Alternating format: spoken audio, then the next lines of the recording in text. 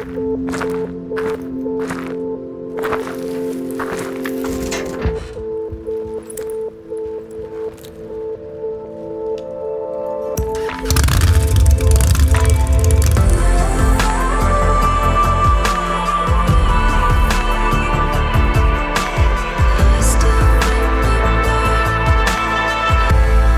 name is Philip Galler, and this is the new offices of Lux Machina in downtown Los Angeles.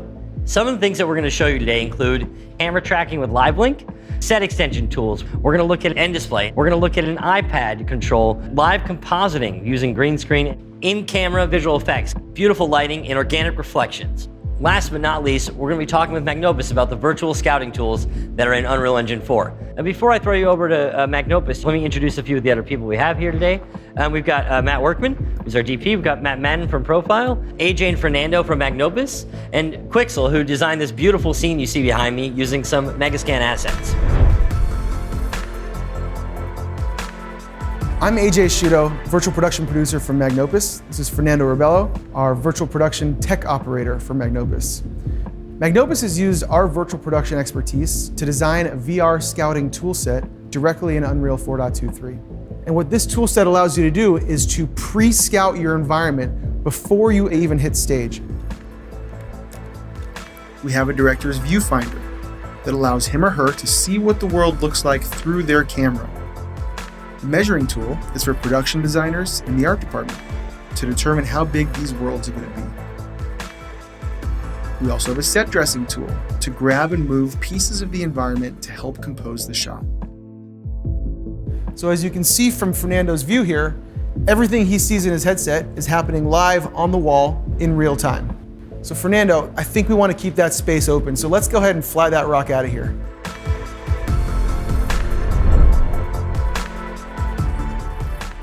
Hey, my name is Matt Workman, and I'm the cinematographer on this project. My philosophy when I'm shooting in this volume is that I want to treat this like I'm shooting in the real world. And this is enabled by two concepts. The first is that when we move the real world camera, this virtual world here is going to shift perspective to give the effect like we're in a real location. And the second concept that enables this is that we are surrounded by the virtual world, and the virtual world is going to light the real world space here. Right now, I'm being completely illuminated by the screen surrounding me. So today we're shooting with the Arri Alexa LF, which is a large format cinema camera. And this is going to give us a lot of great shallow depth of field, which is helping us out in this case because we want to, in general, keep the background a little bit out of focus to avoid moire. So Matt Madden, could you turn on our frustum, please? So if you look through the camera, we actually have the parallax effect happening. But if we look back at the wall, we have an image inside of the bigger image here. And we're essentially tracking the field of view of the camera. As I move side to side, you can see that the virtual background is moving back there. And as we go higher, we'll see that the horizon is shifting as well. So both of these effects combine to give us the impression that we're actually shooting in a real-world location.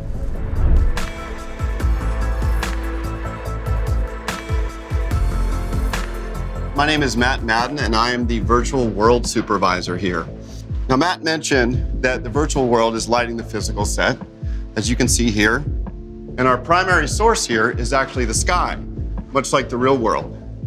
So if I change the sky only, you can see I'm not only changing the physical set, I'm actually changing the virtual world too. Not only is this interactive, but it ensures that we have a match between the physical world and the digital world, which is super important when you're trying to create realistic imagery. If I've created a setup that I really like and want to save, I can easily go back to a template. And now we're back to where we started. So looking at this environment, it looks pretty good. But one area I do want to call to your attention is the intersection between the physical world and the CG world. You can see if you look through the camera, it blends pretty nicely. And that didn't happen by accident. We actually have some really powerful set extension tools in Unreal to make sure that we have a nice even blending between the physical world and the CG world. And our lead artist, Juan Gomez, is going to tell us a little bit more about how that works. Thank you, Matt. I am an Unreal Engine stage operator. This instance of Unreal, the same as the one next to me, VR Scouting, and the 3 render nodes are part of the multi-user session. At any time, we can make any change. As you guys were seeing when Matt was changing the lighting on set, I need to be able to quickly adjust the value of the CG ground and rocks in order to match. I'm gonna be showing you how quickly I can change hues and saturations until get a close match. And for areas where I need to have a more fine-tuned control, like this area over here, we see a dark shadow on the practical set, I'm gonna enable our color correction volumes. As you can see, I just turned on that purple sphere in the middle of the set. I can move that anywhere I want to do some color adjustments. I'm gonna put it in that corner, gonna reset back the values, and I'm gonna make it slightly darker. That's looking better. And I'm gonna show you off and on. So as you can see, with these kind of tools, I can go into specific areas and adjust the seamless transition. Matt Workman, back to you. Great, so now we're gonna do a shot and we're gonna move from overcast lighting into sunset. So Matt Madden, could you grab me a good looking sunset sky? So I can easily do that just by loading a preset that I have for the sunset option. And there we go. So this is the right tone and the right mood, but we're still looking towards these rocks, so it's a little bit dark. Could you find us a better viewpoint so we can see more of the sky? Sure thing. So now I'm just going to rotate the whole world, the sky and the landscape. How's that look, Matt? That's better, definitely. We have a better view of the sky. And so we've rotated the actual magic part of Magic Hour out of the scene, and can we spin the sky back so that we can still have some of the bright pink? So I'm spinning the sky only now, relative to the rest of the world. That looks great. Can you show us some of the virtual lighting options we have? If we need to supplement the light that's coming from the sky itself, I have a library of different light sources that I can apply as an additive light to the skylight. So I just picked a circle here. You can see it's big and white right now, and I'm gonna put a little transparency on there, maybe add a little bit of an orangish hue to match the general tone of the sunset. Maybe take out some saturation a little bit. That's a little too orange or red on the face. And then I'm gonna wrap this around to the side so it's illuminating our actor's face. And this is where I rely on feedback from the DP to make sure the lighting is just the way they want.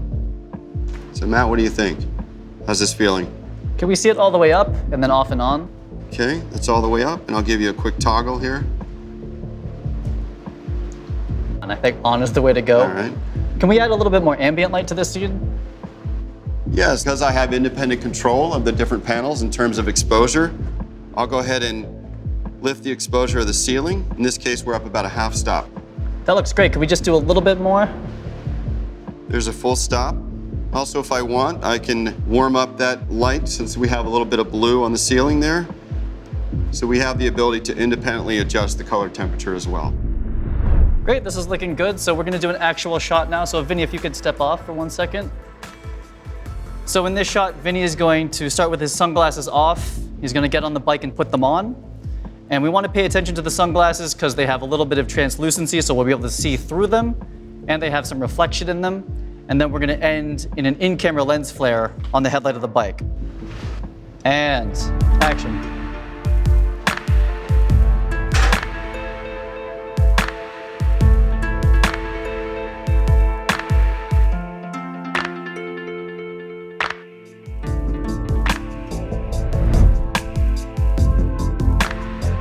So Juan, can you go ahead and take us to the Redwoods, please?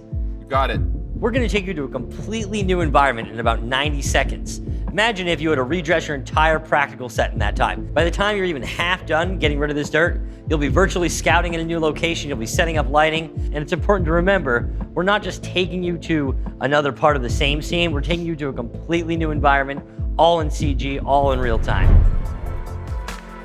We use End Display to seamlessly add additional render nodes and talk to additional displays, seam them all back together so that everything is in sync. In a real production volume, we might have something that's 3, 4, 5 times the size. In this current configuration, we have 3 separate render nodes, each with a 4K output, all seamed back together in the center of the wall. So the center left and the side screen are one render node, the center right and this right wall are one node, and the ceiling is one node. And as you can see, it seamlessly scales, and as we add more display fixtures, we can add more render nodes. With that, let's talk a little bit about this environment.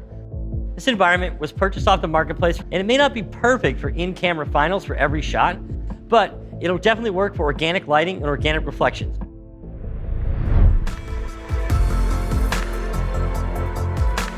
There are definitely times in production where you have an asset that's not quite ready for prime time. If you look at the talent and the live set, this has fantastic lighting and reflections that we can get out of the virtual set, even in the current form.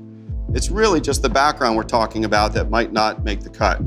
So if you run into that situation, we can easily throw a green screen in front of it and also add tracking markers for post. So we have the benefit of getting all this wonderful live action lighting and also the safety of being able to do a composite in post. Simultaneously, we can do a live composite of this current CG asset over the green, so the director and the DP can still compose the shot as if the assets were really there.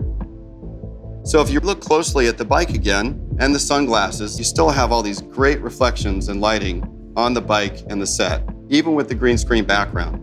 You're still preserving that realism, but you also have the ability to go back to a composite in post if you need to. Thanks for joining us. Lux Machina wants to invite everyone to come back later on in the year and continue collaborating on in-camera visual effects workflows and look at new opportunities for using Unreal Engine 4. Thanks for joining us, and I hope you all had a great time.